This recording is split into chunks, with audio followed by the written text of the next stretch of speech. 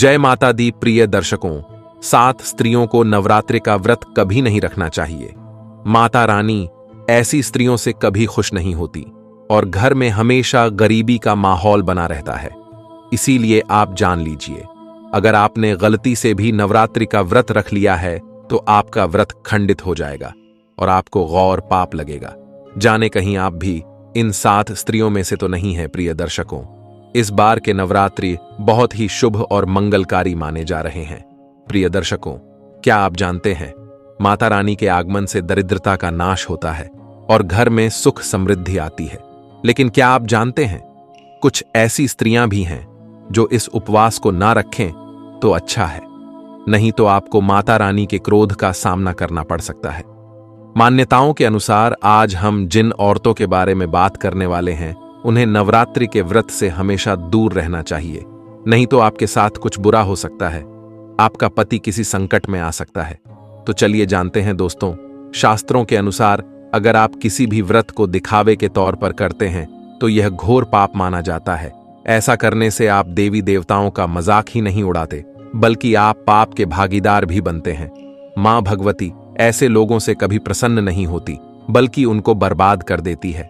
प्रिय दर्शकों, माता रानी आपसे तभी प्रसन्न होती हैं जब आप सच्चे मन से माता रानी को याद करते हैं।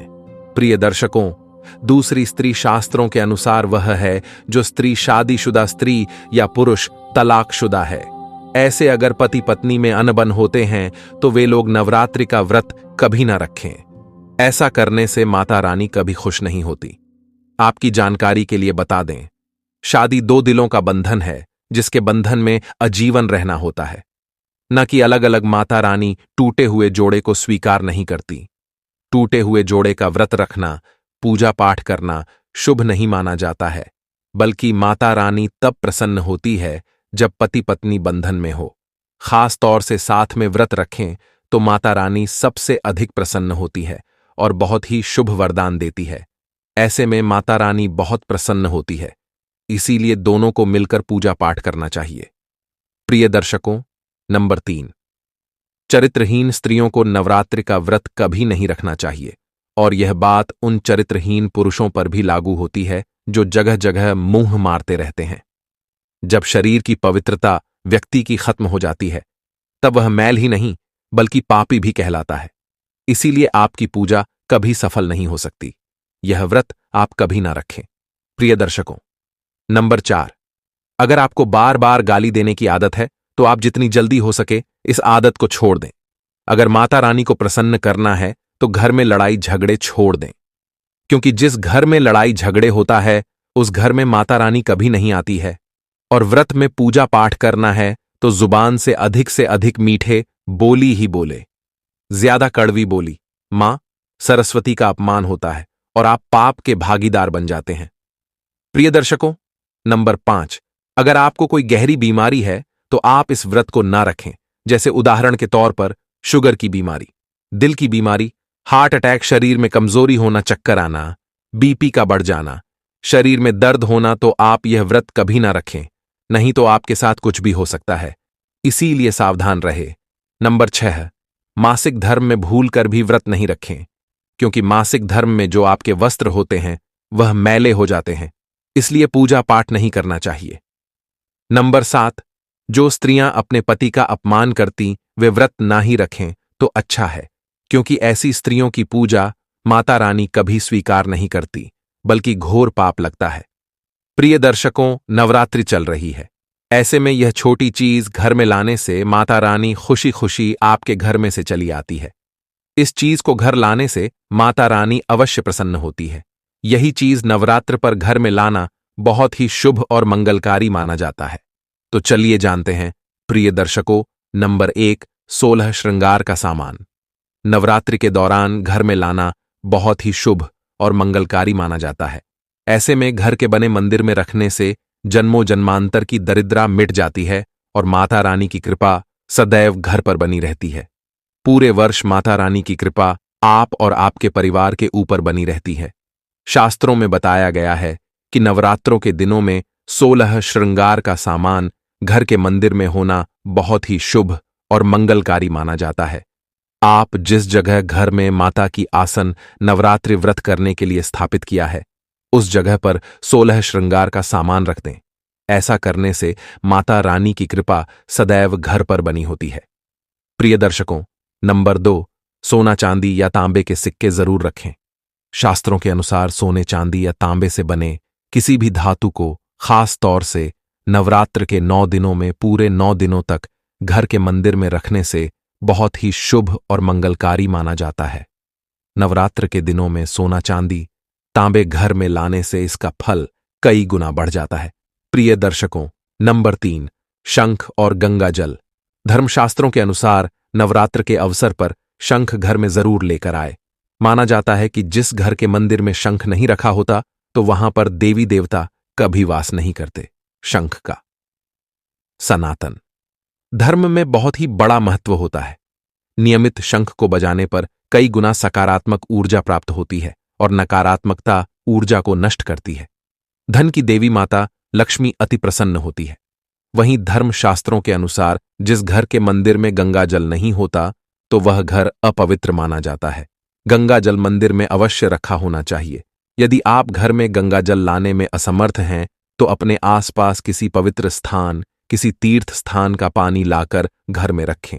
दोस्तों, नंबर 4, मोरपंख। नवरात्रि में मां सरस्वती का प्रिय मोरपंख घर लाकर घर के मंदिर में रखने से कई सारे फायदे हैं। खास तौर से नवरात्र के दिनों में मंदिर में मोरपंख जरूर रखें। ऐसा करने से माता रानी बहुत प्रसन्न होती है। प्रिय दर्शकों, अब बात करते हैं माता रानी को नवरात्रि में कौन सी चीज चढ़ा सकते हैं। प्रिय दर्शकों, भूलकर भी मां भगवती को यह चीज कभी अर्पित मत करना, नहीं तो सारी जिंदगी बर्बाद रहोगे। जिंदगी भर रोने के सिवा कुछ नहीं मिलेगा। दोस्तों, नंबर 1, नारियल। हिंदू धर्म में नारियल को सुख, समृद्धि, धन, श्रद्धा और सम्मान का सूचक माना जाता है। नारियल को श्रीफल भी कहा जाता है। नारियल का हर मांगलिक कार्य में विशेष महत्व होता है। जैसे कि हम सभी जानते हैं कि मैया के कई मंदिरों में नारियल से बलि भी दी जाती है और मैया के पूजन में नारियल का इस्तेमाल हम सभी करते हैं। खासकर कलश की स्थापना नारियल रखकर ही की जाती है। मां भगवती के पूजन में हम नारियल इस्तेमाल करते समय कुछ गलतियां कर बैठते हैं। प्रिय दर्शकों, नारियल कई प्रकार के होते हैं। एक हर दूसरा सूखा, जिसके अंदर पानी होता है। जिस नारियल के अंदर पानी होता है, मैया के पूजा में सदैव पानी वाला और जटा वाला नारियल ही अर्पित करें। कलश स्थापना में साबुत नारियल होना चाहिए। आइए, नारियल चटका हुआ या टूटा हुआ नहीं होना चाहिए, क्योंकि साबुत नारियल ही पूर्ण और पवित्रता का प्रतीक होता है। साबुत नारियल ही सुख, समृद्धि का प्रतीक होता है।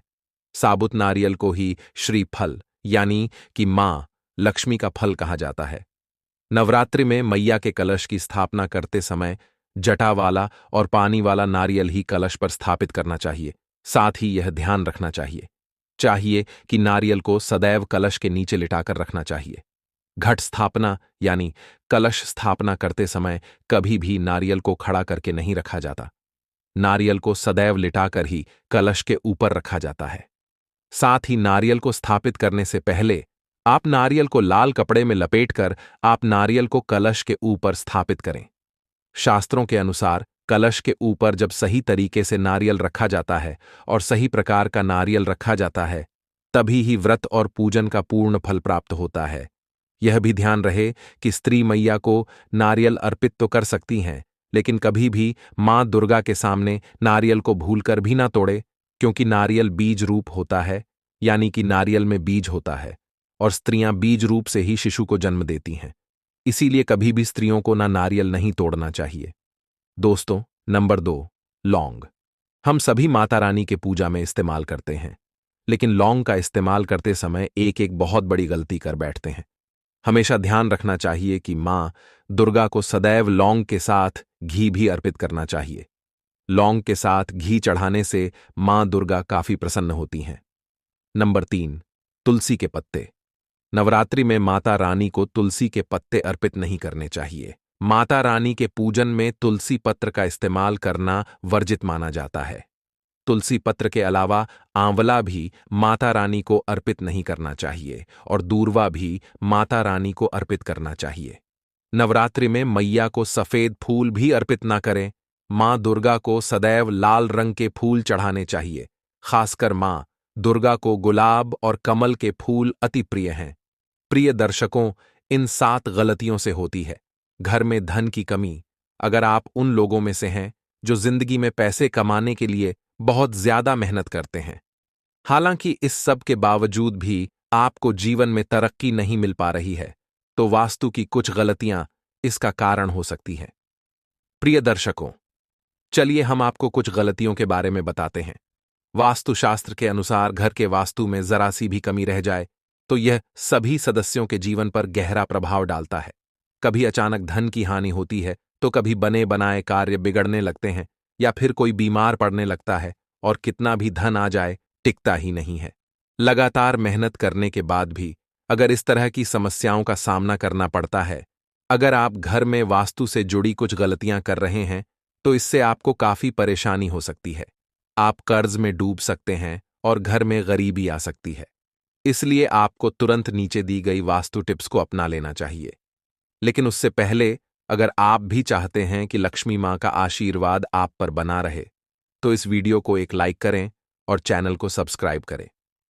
प्रिय मित्रों, ऐसा माना जाता है कि रात के समय झाड़ू लगाने से घर में गरीबी आती है और धन की मां लक्ष्मी हमसे रूठ जाती है और मां दरिद्रता का निवास हो जाता है। इसीलिए आपको कभी रात में झाड़ू नहीं लगाना चाहिए। हो सकता है कि आपके घर में आर्थिक नुकसान का एक बड़ा कारण आपका शाम के समय झाड़ू लगाने की आदत हो। आपको इसे तुरंत बदलने की जरूरत है। नंबर 2, अगर आपके घर के मुख्य द्वार पर अंधेरा रहता है तो यह बहुत ही अशुभ होता है। आपको बता दें कि अगर घर के मुख्य द्वार पर अंधेरा हो तो बनते काम बिगड़ जाते हैं और इस वजह से बहुत मेहनत करने के बाद भी आप कई कामों में सफल नहीं हो पाते हैं। इसीलिए घर के मुख्य द्वार पर दीपक प्रज्वलित करें। नंबर 3, कई लोगों की आदत होती है कि वे नल को खुला छोड़ देते हैं और पानी को बहने देते हैं। बता दें कि वास्तुशास्त्र के अनुसार यह अशुभ होता है।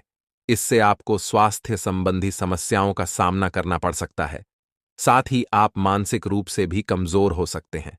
नंबर 4, कहा जाता है कि जिस घर में साफ सफाई होती है, मां लक्ष्मी भी उसी घर में वास करती हैं। इसीलिए आपको अपने घर को पूरी तरह से साफ सुथरा रखना चाहिए। नंबर 5, आपको अपने घर में प्रतिदिन पूजा करना चाहिए। हिंदू धर्म के मुताबिक घर में पूजा करना बेहद जरूरी होता है, क्योंकि यह नकारात्मक ऊर्जा को घर से बाहर निकालता है। जिस घर में पूजा नहीं की जाती है, उस घर में धन की कमी बनी रहती है। इसी के साथ घर के बाकी सदस्यों को भी कई परेशानियों का सामना करना पड़ता है। इसीलिए आपको सदैव सुबह उठकर अपने घर के मंदिर में पूजा जरूर करनी चाहिए। नंबर 6, सबसे महत्वपूर्ण बात यह है कि आपको अपने घर के बाथरूम और टॉयलेट के दरवाजे को हमेशा बंद रखना चाहिए। ऐसा माना जाता है कि अगर आप अपने घर के बाथरूम और टॉयलेट के दरवाजे को खोलकर रखते हैं, तो यह घर में नकारात्मक ऊर्जा फैलाता है। इससे घर में धन की कमी बनी रहती है। नंबर 7, मुख्य द्वार पर तलवार चाकू भाले नहीं लगाने चाहिए। इससे परिवार के सदस्यों के बीच संघर्ष और तनाव बढ़ता है। नंबर 8, अगर आपके परिवार में कुछ लोगों का स्वास्थ्य ठीक नहीं है, तो आपके घर में मरे पौधे हो सकते हैं। वास्तुशास्त्र के अनुसार यदि आप घर में मरे पौधे रखते हैं, तो आपको और आपके परिवार को स्वास्थ्य संबंधी समस्या का सामना करना पड़ सकता है। इसलिए अगर आप घर में पौधे रखते हैं, तो उन्हें रोज पानी देते रहे ताकि वे हमेशा फ्रेश रहे। नंबर 9, वास्तुशास्त्र के अनुसार घर में चमगादड़ में वास्तु दोष हमेशा बना रहता है। इसलिए आपको ऐसे उपाय करने चाहिए जिससे यह चमगादड़ जैसे पक्षी घर में ना आए। बर्तन धोने के लिए छोड़ देने की आदत है, तो यह बहुत ही बुरी आदत है। वास्तुशास्त्र के अनुसार ऐसा करने से माता लक्ष्मी और माता अन्नपूर्णा आपसे नाराज हो सकती हैं, जिसका असर आपकी आर्थिक स्थिति पर भी पड़ सकता है। प्रिय दर्शकों, अक्सर ऐसा देखने में आता है कि कुछ लोग जल्दी में झाड़ू को ऐसे ही पटक कर चल देते हैं। यह बहुत ही गलत तरीका है। झाड़ू को लक्ष्मी का स्वरूप माना जाता है। मानते हैं जो लोग झाड़ू को इस तरह से पटक कर रखते हैं, उन लोगों से लक्ष्मी मां नाराज हो जाती हैं। इसीलिए हम झाड़ू प्रयोग करने के बाद आहिस्ता से रख देना चाहिए। झाड़ू को घर में इस प्रकार से छुपाकर रखना चाहिए कि बाहर से आने वालों को झाड़ू नजर ना आए। प्रिय दर्शकों, यह जानकारी आपको पसंद आई हो तो वीडियो को लाइक जरूर करें। साथ ही कमेंट बॉक्स में जय माता दी जरूर लिखें। प्रिय दर्शकों, मिलते हैं अगली वीडियो में। तब तक के लिए अपना ख्याल रखिए। धन्यवाद।